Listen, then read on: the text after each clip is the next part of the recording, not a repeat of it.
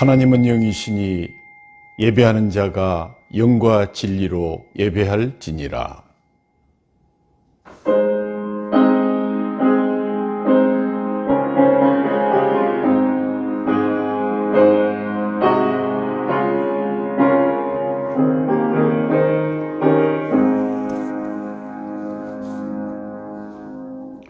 우리의 도움은 천지를 지으신 여호와의 이름에 있도다. 아멘. 다 같이 사도신경으로 하나님 앞에 우리의 신앙을 고백하시겠습니다. 나는 전능하신 아버지 하나님, 천지의 창조주를 믿습니다. 나는 그의 유일하신 아들 우리 주 예수 그리스도를 믿습니다. 그는 성령으로 잉태되어 동정녀 마리아에게서 나시고 본디오 빌라도에게 고난을 받아 십자가에 못 박혀 죽으시고 장사된 지 사흘 만에 죽은 자 가운데서 다시 살아나셨으며 하늘에 오르시어 전능하신 아버지 하나님 우편에 앉아 계시다가 거기로부터 살아있는 자와 죽은 자를 심판하러 오십니다. 나는 성령을 믿으며 거룩한 공교회와 성도의 교제와 죄를 용서받는 것과 몸의 부활과 영생을 믿습니다. 아멘. 전지전능하시고 거룩하신 사랑의 하나님 아버지, 크신 긍휼과 자비로 죄인을 용서해 주시기 바랍니다. 지금 너무 부끄럽습니다. 코로나 팬데믹으로 인한 불안과 불편은 전 세계 인류가 공동으로 겪고 있으니 모든 참된 기독교인들의 기도가 하나님 앞에 가득 쇄도해 있으리라 믿습니다. 그렇게 시간을 죽이며 지내다가 어느새 벌써 새해가 한 달이나 지났고 또 절반이 지나 2월 둘째 주가 된 것을 알고 너무 당황했습니다.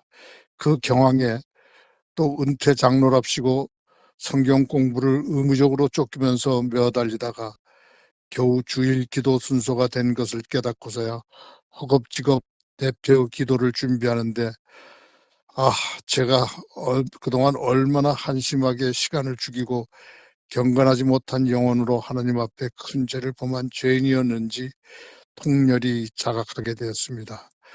무섭습니다. 정말 무섭습니다.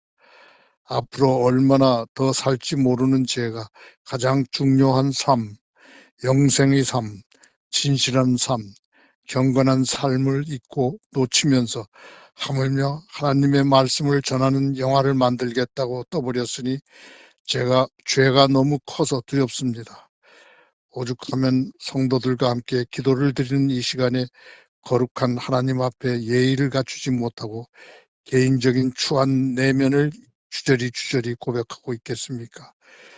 사랑과 자비가 무한하신 하나님 아버지, 성자 예수님의 십자가 보혈에 의지하여 회개하오니 불쌍히 여겨주시기 바랍니다. 이제 교회를 위해 기도하겠습니다. 성도들의 영혼을 위해 밤낮으로 애쓰시는 담임 목사님과 동사 목사님, 그리고 찬양 목사님, 교직자, 재직들, 길교의 성도들, 그 가족들을 늘 보살펴 주시고 돌보시는 하나님 아버지께 깊은 감사를 드립니다.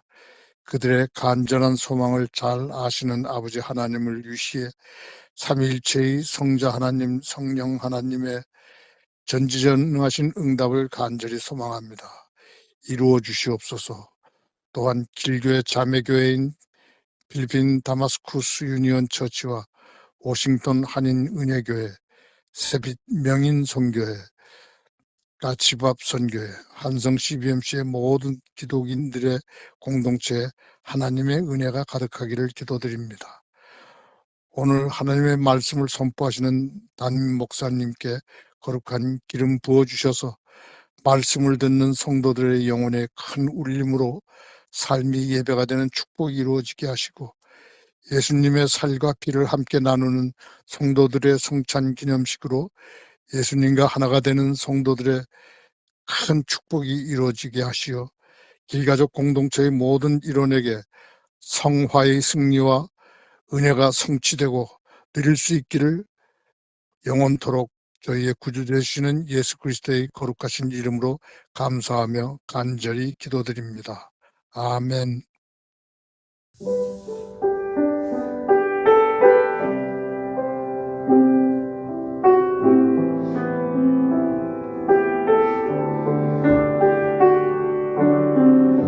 십자가 그 사랑 멀리 떠나서 무너진 나의 삶 속에 잊혀진 주문에 돌 같은 내 마음 어루만지사 다시 일으켜 세우신 주를 찬양합니다. 주 나를 보시고 날 붙드시니 나는 외롭고 존귀한 주의 자녀라.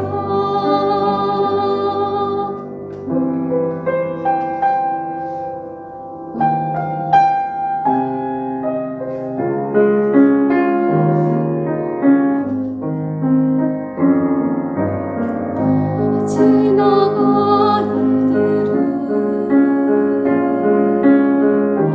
기억하지 말고 이전에 행한 모든 일 생각지 않으리.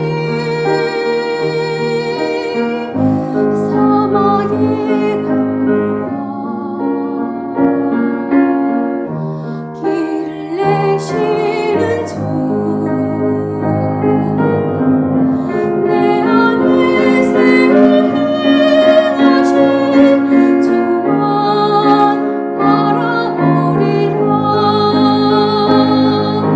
주 너를 보시고 널 붙드시니 너는 외롭고 존귀한 주의 자녀라. 주 너를 보시고 널 붙드시니 너는 외롭고 존귀한 주의 자녀라. 주의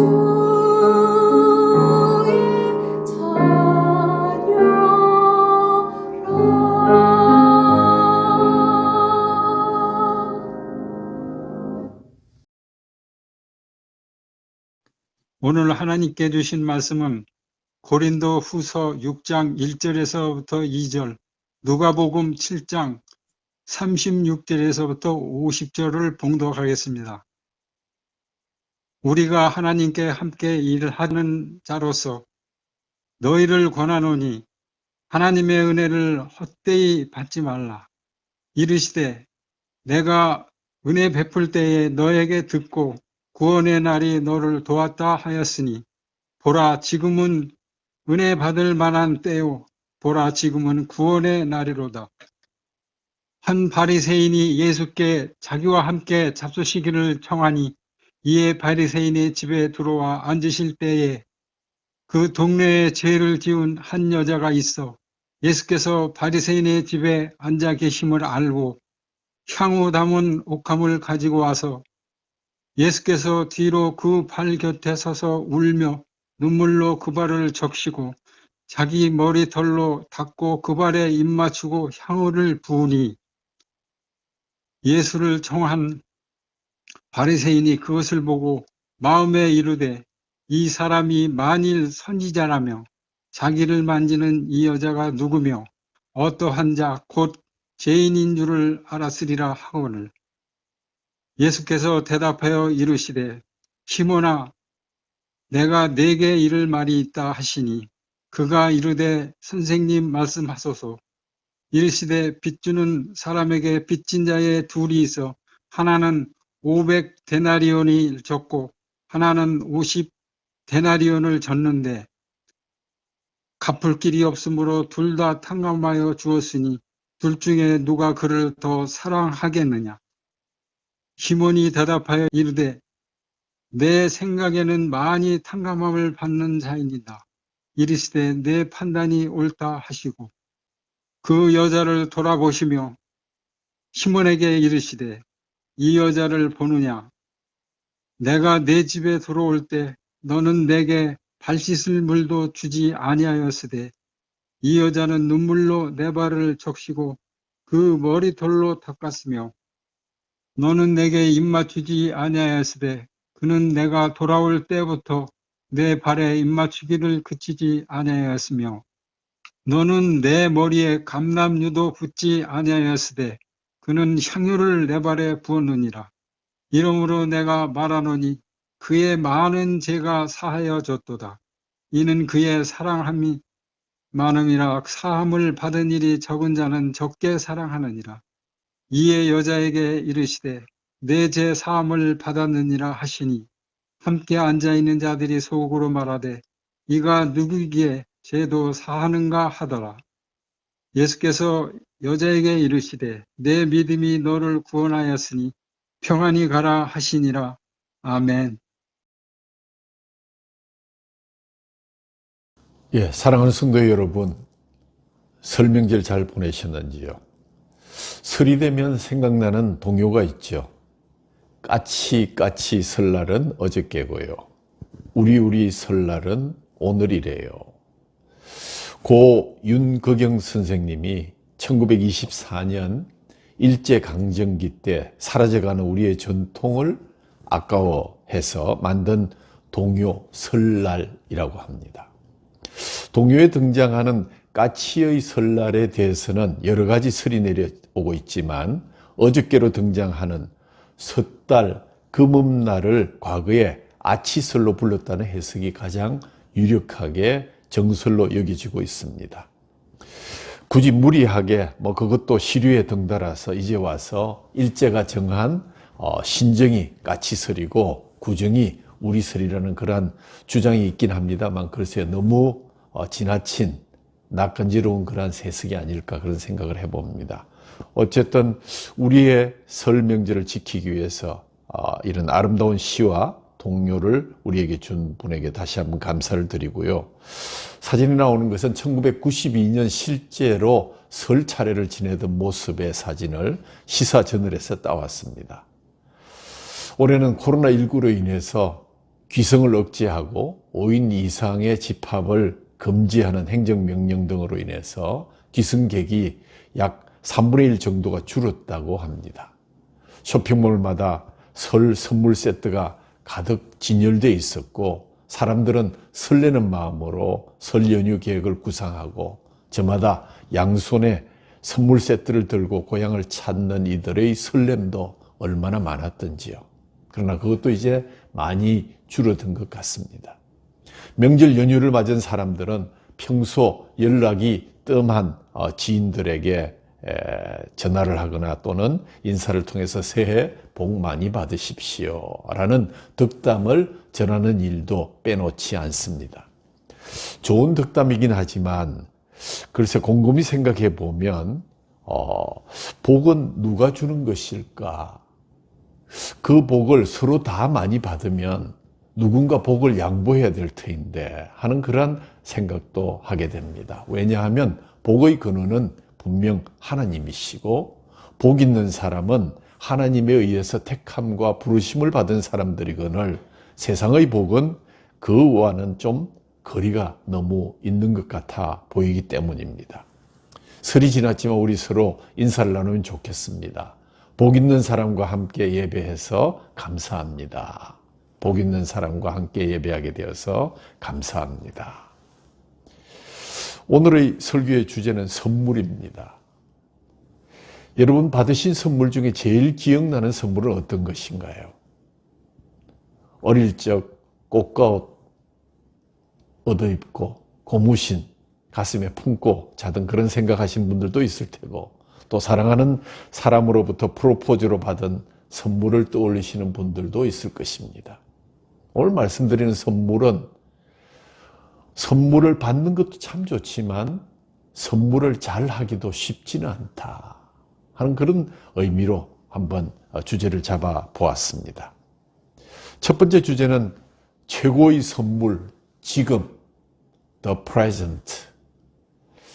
여러분이 잘 아시는 미국의 작가 한 사람, 2017년도에 돌아가셨습니다마는 79세의 나이로 별세를 했는데, 스펜스 존슨이란 분이 누가 내 취지를 옮겼을까, 멘토, 그 다음에 선물 등 작품들을 세상에 남긴 스토리텔러가 계셨죠. 원래 의학 박사셨는데 사람의 병이 영혼이 결여되는 경우에 참 많다는 사실을 착안해서 작가로 전환해서 인간의 내면 세계를 고치는 작업에 몰두하신 분입니다. 스펜스 존슨의 이야기 하나를 들어보겠습니다. 옛날에 지혜로운 노인과 한 소년이 살고 있었습니다. 소년은 노인이 들려주는 이야기를 늘 귀담아 들었고, 그 이야기 중에 세상에서 가장 소중한 선물이라는 것이 하나 있었습니다. 소년에게 정말 놀라웠던 대목은 노인의 다음과 같은 말이었습니다. 이 선물을 받고 나면 내가 더 행복해지고 원하는 건 무엇이든지 훨씬 더 잘할 수 있게 된단다. 이 선물은 과연 무엇일까? 이것만 받으면 행복해지고 어떤 일이든지 더 잘하게 된다는 이 선물, 우리도 받고 싶은데, 소년은 물었습니다. 할아버지, 그 마치 마술 지팡이와 같은 그런 건가요? 노인이 대답했습니다. 그건 아니란다. 마술이나 소원과는 전혀 관계가 없단다. 여러분, 이 선물이 대체 무엇이라고 생각하십니까? 소년은 자라서 청년이 되었고 그때까지 그 선물을 찾으려 했지만 찾지를 못했답니다. 노인은 세상을 떠나기 전에 이렇게 말했습니다. 자네가 정말 그 선물을 찾고 싶다면 자네가 가장 행복했고 가장 성공적이었던 때를 생각해 보면 될 거야. 얼마 후 긴 여름이 가고 가을이 사냐를 물들이는 시간에 청년은 드디어 소중한 그 선물을 알아낼 수 있었습니다. 그래, 바로 그거야. 정답은 무엇입니까? 스펜스 존슨 박사의 저작 선물, 원제는 the present. the present는 지금이라는 말도 되고 또 선물이라는 얘기도 되죠. 답을 알아내기 전에 먼저 오늘 첫 번째 성경 말씀인 고린도후서 6장의 말씀을 한번 살펴보았으면 좋겠습니다. 길었던 구약 시대의 끝이 나고 예수 그리스도의 구원이 복음이 전파되면서 새로운 복음의 시대가 열렸습니다. 그래서 이 고린도전서를 기록한 사도 바울은 세상을 향해서 감격스럽게 외칩니다. 지금이 바로 은혜 받을 만한 때이며 지금이 바로 구원의 날입니다. 망설이지 마십시오. 그래서 본문 2절에 보면 이르시되 내가 은혜 베풀 때에 너에게 듣고 구원의 날에 너를 도왔다 하셨으니 보라 지금은 은혜 받을 만한 때요 보라 지금은 구원의 날이로다. 그렇습니다.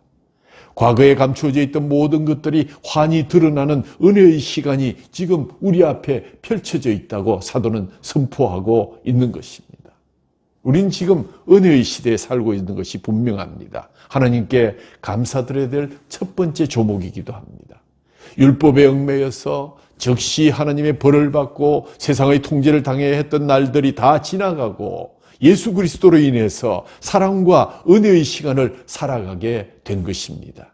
은혜와 구원의 예수 그리스도께서는 죄인들을 위해서 말로 할 수 없는 고난을 받으시고 우리 앞에 은혜 받을 날과 구원의 날을 이루어 주셨습니다. 그래서 은혜의 시대가 시작된 것입니다. 우리가 살아가고 있는 현실에서도 이 은혜는 풍성합니다.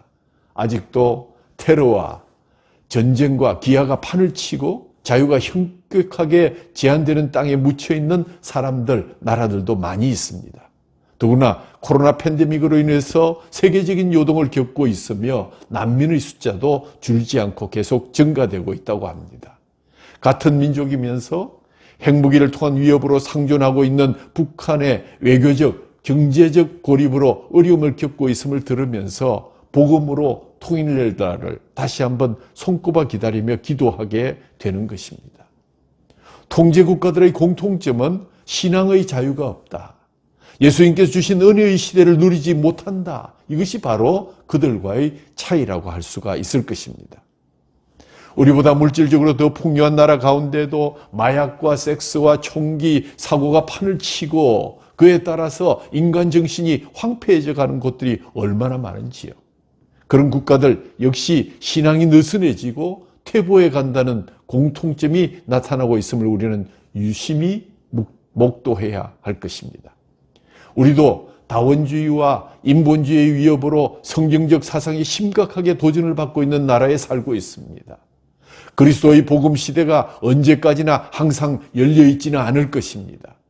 은혜에 감사하지 않는다면 어느 땐가 타의에 의해서 복음이 막히고 고통과 박해의 시대가 찾아올는지 우리는 잘 알 수 없습니다.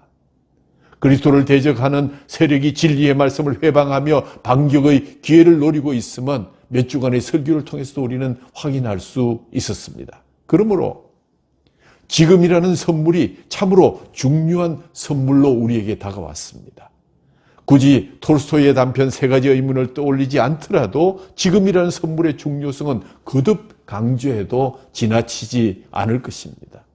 첫째, 가장 중요한 시기는 바로 지금이며 또 중요한 인물은 지금 내가 대하고 있는 바로 그 사람이며 가장 중요한 일은 지금 내가 대하고 있는 그 사람에게 최선의 정성과 사랑을 베푸는 일이다. 이미 성경은 말씀하고 있습니다. 지금이 바로 은혜 받을 만한 중요한 시간이라는 것을. 이제 우리는 확실히 그 선물이 무엇인지를 깨달았습니다. 행복해질 수 있고 무엇이든지 훨씬 잘할 수 있게 될 선물, 즉 세상에서 가장 중요한 소중한 선물은 바로 지금 현재 이 순간이라는 것입니다. 스펜서 존슨의 책 제목인 The Present라는 단어, 선물이라는 뜻과 현재라는 의미로 쓰여지고 있습니다. 현재 속에서 존재한다는 것은 바로 지금 일어나고 있는 것에 집중한다는 뜻으로 해석해야 할 것입니다. 그것은 우리가 날마다 받는 소중한 선물에 감사한다는 의미이기도 합니다. 아름다운 햇살과 철 따라 내리는 단비와 겨울산의 어스름과 지금 그 산에서 느껴보는 하나님의 도우심과 새봄을 기다리는 소망, 풀과 나무들, 여기에 우리의 마음을 집중하고 감사할 수 있다면 그것이 바로 지금의 귀중한 선물을 누리게 되는 것일 것입니다.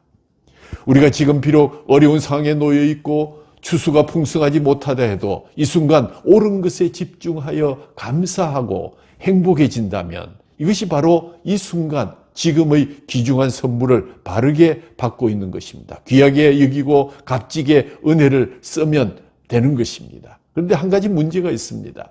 현재에 집중하고 열심히 살아가고 있는데 그것을 방해하는 여러 가지 문제들이 있다는 것입니다. 이를 어떻게 할까? 성경에 광범위한 해답이 있으나 존슨의 책에서는 이렇게 말합니다. 현재를 살면서 불행하다거나 또는 성공적이지 않다고 느낄 때는 곧바로 과거를 돌아보고 배움을 얻어야 할 것이다. 과거에서 배우라는 것입니다. 맞는 말입니다. 구약이 있고 신약이 있습니다. 고린도 교회에 내려온 은혜를 바라보면서 바울 사도는 지난날의 온갖 시련을 이겨냈습니다. 오늘 본문 바로 뒤에 그 내용이 나옵니다. 은혜의 날인 현재는 놀고 먹는 가운데서 찾아오는 것이 아닙니다. 그리스도와 함께 영광을 받기 위해서 고난도 함께 받아야 한다는 사실을 알고 있는 사도 바울이었기에 그래서 그는 스스로 하나님의 일꾼으로 자처하여 고난을 감당하고 그리스도로부터 받은 직무를 충실하게 이행했습니다. 사람들은 지나온 과거를 바꿀 수가 없습니다. 하지만 과거에서 배울 수는 있습니다. 다시 비슷한 상황이 벌어진다면 우리는 지난번과 달리 지혜롭게 행동할 수 있고 과거를 거울 삼아 더 나은 현재를 이루어갈 수 있기 때문입니다. 이것이 우리가 하나님으로부터 받는 은혜의 선물, 지금인 것입니다. 두 번째, 선물할 줄 아는 여인. 제가 말씀드렸는데 선물 받는 것도 좋지만 선물 제대로 하기는 그렇게 쉽지 않습니다. 그런데 저는 오늘 여기 선물 제대로 할 줄 아는 한 여인을 여러분에게 소개시키고자 합니다. 지금까지 우리는 하나님이 주신 지금이라는 최고의 선물에 대해서 들어왔습니다. 그런데 선물을 받는 것 못지않게 선물을 잘하기란 여간 쉽지가 않습니다. 성경에서 예수님께 가장 선물을 멋지게 한 사람이 누구일까 묵상하다가 어느 한 여인을 만나게 되었습니다. 이 여인이 예수님과 만난 상황을 재현하면은 많은 묵상과 가정이 필요합니다. 그 작업을 우리는 recapitulation, 재현하다. 그 당시의 상황을 다시 한번 드러내다. 라고 이렇게 번역합니다. 그때 상황을 재현하기 위해서 여러분에게 사진 한 장을 보여드립니다. 주보일면에 나와 있는데 히잡을 두르고 운동을 하는 중동의 여자 축구 선수들의 모습. 이사야 3장 23절에 보면 여인들에게 내리는 징계에 손거울과 세마포 옷과 머리 수건과 너울을 제하시리니 라는 말이 표현되어 있고, 고린도전서 11장에 사도 바울이 여성들에게 수건으로 머리를 가릴 것을 요구하는 것을 발견하게 됩니다. 중동 지역에서는 이것이 오랜 시간을 지나오면서 종교적인 요소로 편입되어 신실한 이슬람 여성이라면 머리에 히잡을 두르는 것을 강요하고 있습니다. 그렇다면 유대인들은 어떨까? 일부 유대 여성들도 이 머리를 가리는 것을 철저히 지키고 있는 곳이 있습니다. 정통 유대인들 중에서도 외모나 생활 모든 것이 철저하게 율법의 테두리에서 살아가고 있는 종교인들이 있는데 이들을 가리켜서 극정통파 유대인이다. 이스라엘과 예루살렘의 극정통파 유대인들이 모여 살고 있는 지역인데 그걸 메아 쉐아림이라고 그래요. 메아 쉐아림이라는 지역에 가면 이런 모습들을 쉽게 찾을 수 있습니다. 예루살렘 성 북서쪽으로 몇 분만 걷다 보면 메아쉐아림이라는 마을에 들어서게 되는데 이곳은 극정통파 유대인들이 모여 사는 마을입니다. 이곳을 방문할 때는 외국인이라 할지라도 복장을 조심해야 합니다. 관광객이라고 예외가 없습니다.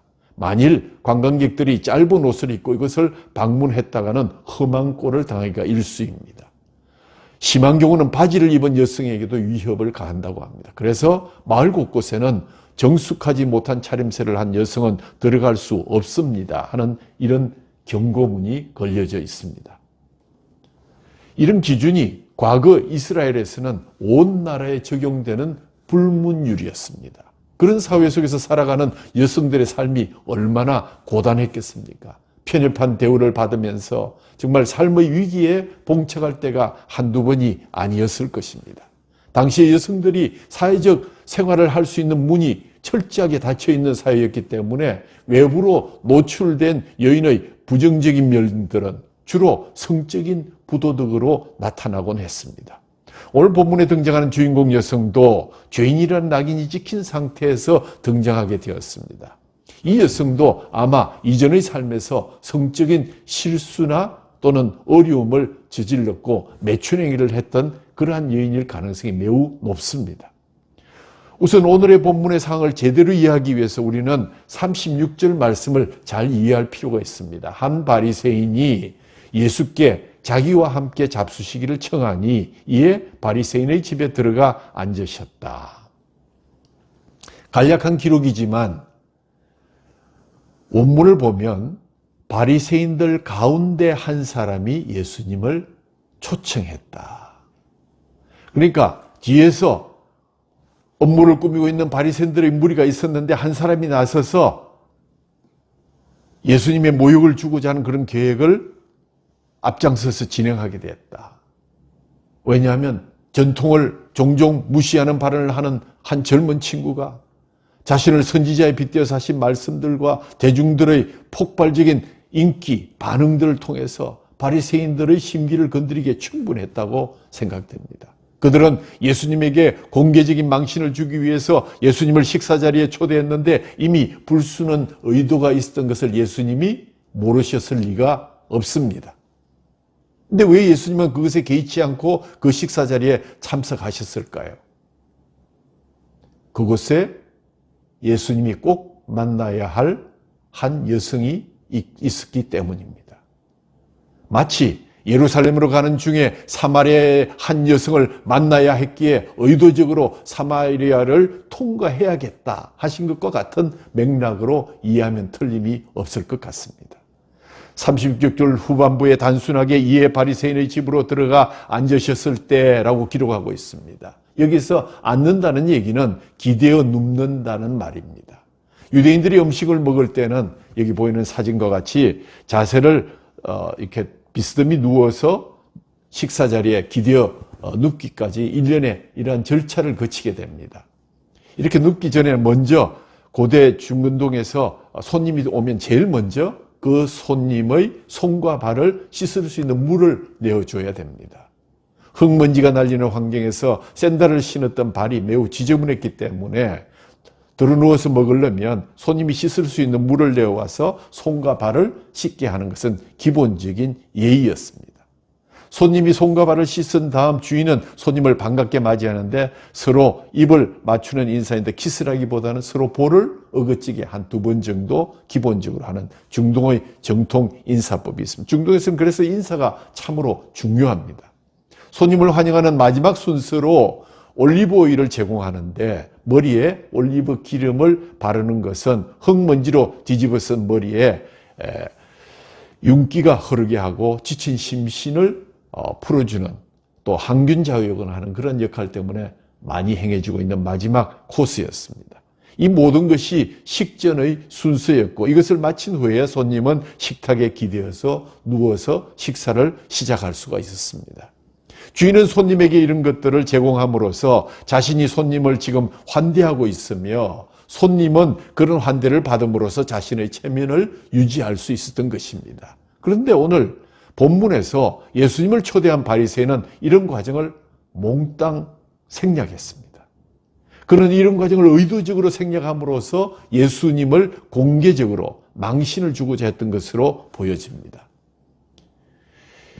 1세기 공동체성에 대해서 우리가 간과하지 말아야 할 것은 이런 행사들이 단순히 VIP들만 모여서 비밀리에 하는 것이 아니라 한번 하게 되면 마을의 대부분의 사람들이 다 참석을 하도록 되어 있었습니다. 마을 주민들은 함께 식사하며 귀빈석에서 오고 가는 대화들을 엿들을 수도 있었습니다. 또한 잔치의 구석 쪽에는 당시 공동체에서 버림을 받았던 취급을 받는 사람들, 율법에서 죄인들이라고 취급받는 사람들까지도 자리를 마련해 주었다고 합니다. 그런 일들을 통해서 주인은 자신이 죄인들에게도 이렇게 호의를 베푸는 사람인 것을 자랑 삼아 남에게 보여주고 선전했다는 것입니다. 그 잔치에 참석한 부끄러운 손님 중에 예수님이 만나고자 한 여인이 있었습니다.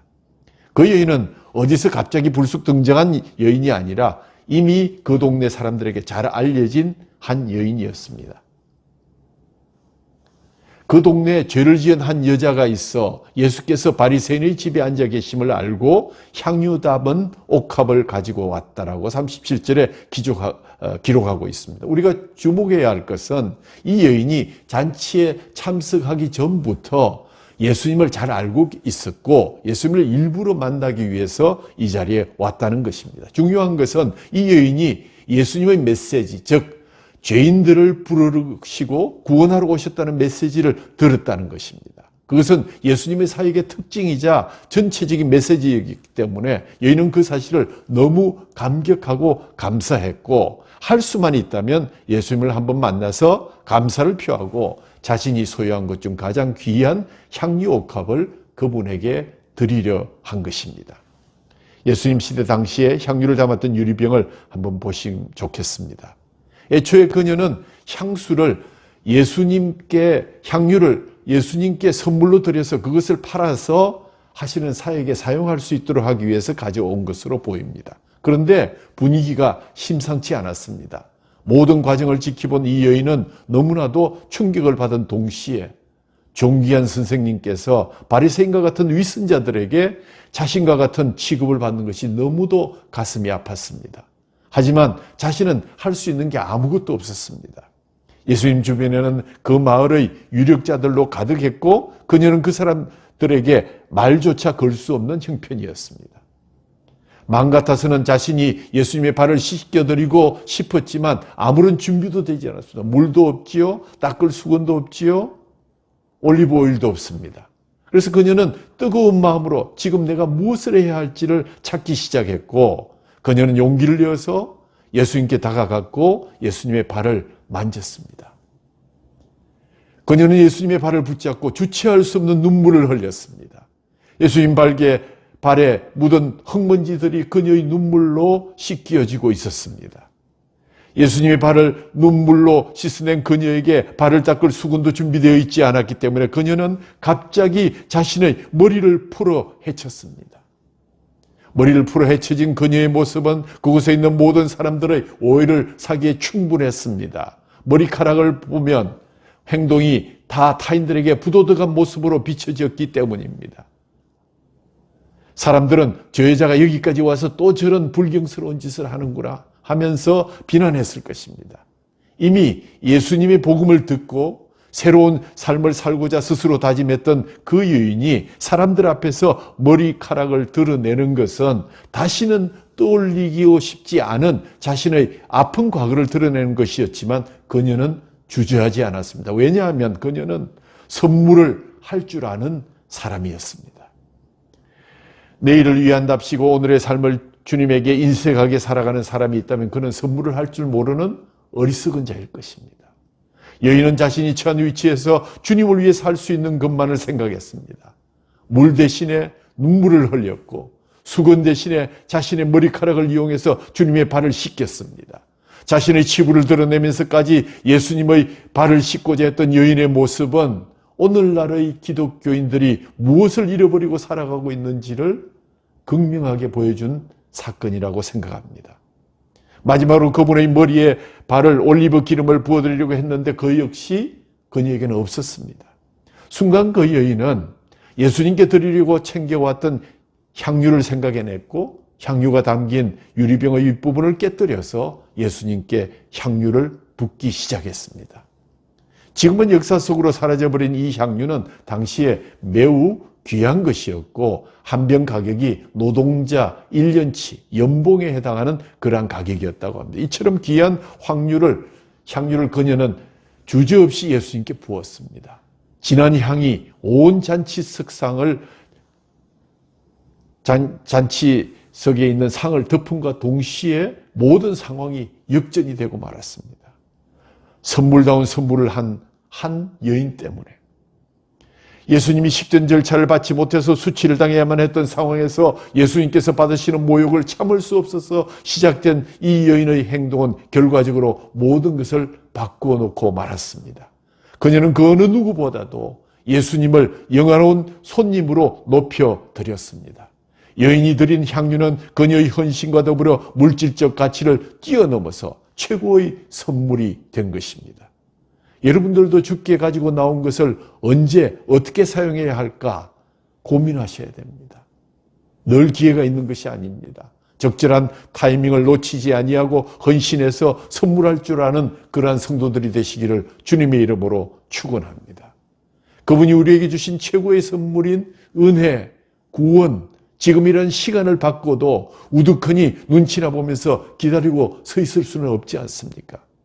신앙생활은 결코 즐기는 것이 아닙니다. 희생 없이는 결코 주님을 영화롭게 할 수 없는 것입니다. 주님을 영화롭게 하기 위해서는 누군가 향유병을 먼저 깨뜨려야 하고 그것은 타인이 깨뜨리기를 기다리는 것이 아니라 내 자신의 것이 있다면 그것을 먼저 깨뜨릴 때 최고의 선물이 되는 것입니다. 세 번째로 그 여인에게 주신 더 큰 선물에 관한 이야기입니다. 여인이 예수님을 접촉하는 모습을 지켜보면서 주인인 바리새인 시몬은 예수께서 그 죄인인 여인을 뿌리치지 않은 것은 그녀가 어떤 죄인인지를 잘 모르기 때문이라고 생각했던 것 같습니다. 하지만 그의 생각과는 다르게 예수님은 이미 모든 것을 알고 계셨고 그 여인을 만나기 위해서 그 초청에 응하셨던 것입니다. 이후에 예수께서 바리새인 시몬에게 들려주신 빚진 두 사람의 비유를 보면 이 이야기를 명료하게 알 수가 있습니다. 무슨 이야기입니까? 그 여인만 죄인인 것이 아니라 바리새인 시몬도 죄인이라는 것입니다. 우리 모두가 다 죄인이라는 것입니다. 비유는 500데나리온의 빚진 자와 50데나리온의 빚진 자를 이야기하고 있지만 액수의 차이만 있을 뿐 둘 다 상환할 능력이 없다는 것은 동일했습니다. 똑같이 탕감을 받아야만 되는 것이었습니다. 죄인된 여성은 그 사실을 알고 있었지만 바리새인은 자신이 탕감받은 죄인이라는 사실을 전혀 알지 못했기에 예수님을 그렇게 대접한 것입니다. 우리 신앙의 출발은 우리가 죽을 수밖에 없는 죄인인 것과 예수 그리스도의 십자가를 통해서 그 빚을 탕감받았다는 사실에서부터 출발해야 합니다. 예수께서 십자가상에서 돌아가시기 전에 마지막으로 하신 말씀 지난주에도 말씀드렸습니다. 뭐라 그랬습니까? 다 이루었다. 테텔레스타이. 빚을 다 갚았다. 지불 완료다. 라는 그런 의미입니다. 모든 사람은 바로 예수 그리스도에 의해서 빚을 탕감받았다는 사실이 선언되었습니다. 아무리 신실한 종교적인 생활을 한 바리새인이라 할지라도 그 또한 빚을 탕감받은 한 사람이거나 아니면 앞으로 빚을 탕감받아야만 할 그러한 사람에 불과한 것이라는 것입니다. 하지만 오늘날 많은 기독교인들이 자신들이 엄청난 빚을 탕감받은 사람임을 망각한 채 신앙생활을 하고 있다는 사실을 여러분 알고 계십니까? 아니, 수많은 분들이 교회에 나오는데 그 시작을 죄의 인식에서 출발하지 않은 분들이 너무나도 많이 있습니다. 저희 목회자들의 잘못입니다. 잘못 가르쳐서 그렇습니다. 교회는 왜 예수를 믿어야 하는지에 대한 정확한 설명 없이 여러 가지 부차적인 이유만을 가지고 세속적인 방법으로 사람의 수를 늘리려고만 노력하고 있기 때문입니다. 그래서 어느 정도 효과를 보고 있다고 자랑하고 자만하고 있습니다. 잘못된 것입니다. 그리스도의 구속사역과 생명의 진리는 가르치지 않으면서 오로지 성도들의 환심을 사서 마음만을 위로하고 세상적인 교훈과 교양으로 강단을 가득 채운다면 신앙의 기초를 변질시킨 그 죗값을 분명하게 지불해야만 할 것입니다. 저희 교회 얘기를 해서 안 됐습니다만 저희 교회 전도지는 좀 별납니다. 당신은 죄인입니다. 그 죄를 해결하지 않고는 영생을 얻을 수가 없습니다. 근데 그 전도지를 보시는 우리 교인들조차도 이거 너무 심하지 않습니까? 그런 얘기를 할 때가 있습니다. 그때마다 저는 말씀드립니다. 시작이 잘못되면 설사 잘 꼬셔서 모시고 와도 그분 오래가지 못할 것이다. 분명하게 선언해야 된다. 나도 죄인이었고 당신도 죄인입니다. 우리는 그 죄의 탕감을 위해서 십자가에 우리의 탕감을 선언하신 예수 그리스도를 믿어야 한다는 사실 없이 전도를 하거나 선교를 할 생각은 꿈에도 하지 마십시오. 그렇습니다. 죄의식에서 출발하지 못하는 신앙은 온전한 신앙이라고 할 수 없습니다. 만약에 당신이 수억 원의 채무를 졌는데 도저히 갚을 길이 없는데 그래서 죽을까 생각하고 있었는데 누군가 그 채무를 갚아줬다면 여러분은 어떻게 생각하겠습니까? 평생의恩인으로 생각하고 그 은혜를 소중히 여기면서 감사하며 살아갈 것입니다. 그를 만날 때마다 자신이 얼마나 그 일에 감사하고 있는지 인사할 것입니다. 그 은혜 보답하기 위해서 노력하지 않겠습니까? 그러므로 예수님께서 우리의 죄값을 치르시기 위해서 얼마나 큰 희생과 사랑, 선물을 주셨는지 아는 순간 우리는 그분을 향한 걷잡을 수 없는 감사와 사랑과 선물을 시작하게 될 것입니다. 그 사실을 알기 이전에는 결코 우리는 주님을 진실하게 사랑할 수 없습니다. 진정한 선물을 드릴 수 없습니다. 예수님은 그 여인이 행하시는 모든 일의 근거가 바로 자신이 해결할 수 없는 죄의 문제에 대한 빚을 예수께서 탕감해 주셨다는 사실에 근거하고 있다고 지적하셨습니다. 우리의 신앙이 이 여인처럼 담대하지 못하고 희생적이지 못한 것은 바로 우리가 얼마나 많은 빚을 탕감받았는지를 알지 못하기 때문이 아닐까요? 우리가 얼마나 추악한 죄인인 줄 인식할수록 우리는 주님의 은혜에 더할 나위 없는 감사를 표하겠지만 자신의 죄에 대한 인식이 없이 단순히 종교적인 행위로 하나님께 자신의 할 바를 다했다고 여긴다면 우리는 이 바리새인 시몬처럼 예수님을 알아볼 수도 없을 뿐더러 오히려 그분을 모욕하는 일에 몰두하는 결과를 가져오고야 말 것입니다. 로마서 6장 20절에 죄가 더한 곳에 은혜가 더욱 넘쳤다 하는 말은 자신이 죄인됨을 깨달아 갈수록 자신에게 넘치는 주의 은혜가 더욱더 커져감을 설명해 주고 있습니다. 결론을 말씀드립니다. 이제 우리는 올바른 신앙을 회복해야 할 시점입니다.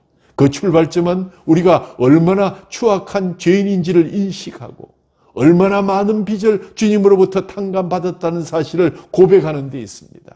이제 주님을 위해서 나의 머리 수건을 풀어 보이지 않으시겠습니까? 세상 사람들은 이 땅에서의 이익과 육신의 만족을 위주로 살아가고 있지만 이제 그 빚을 탕감받은 그리스도인들은 영원한 미래의 행복을 위해서 살아가는 사람들 아닙니까?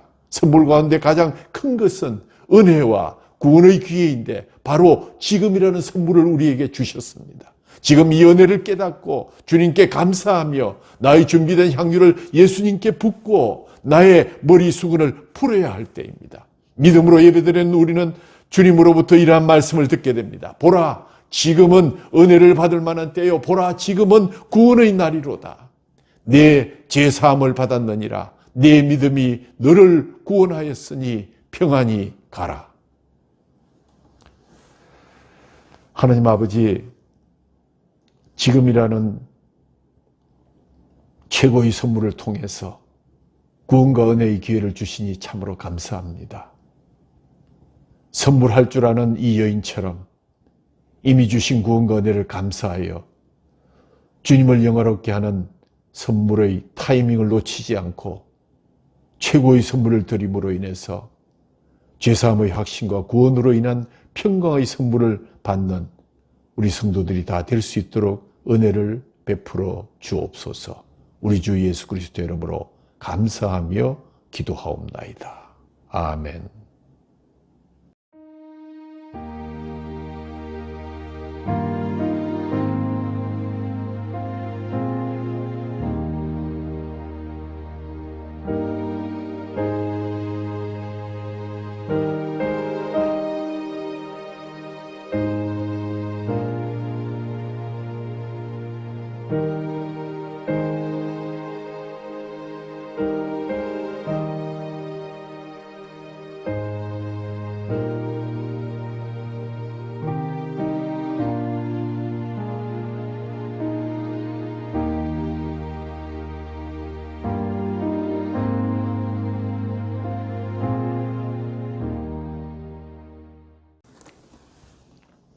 우리 주 예수 그리스도의 은혜와 하나님 아버지 극진하신 사랑하심과 성령님이 위로하시고 교통하심이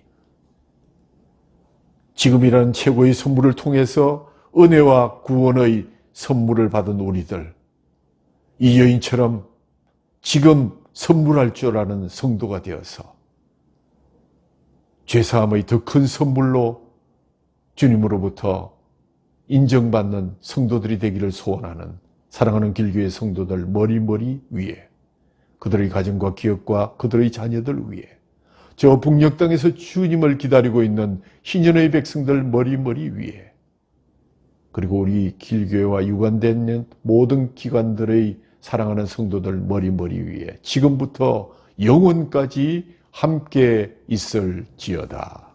아멘.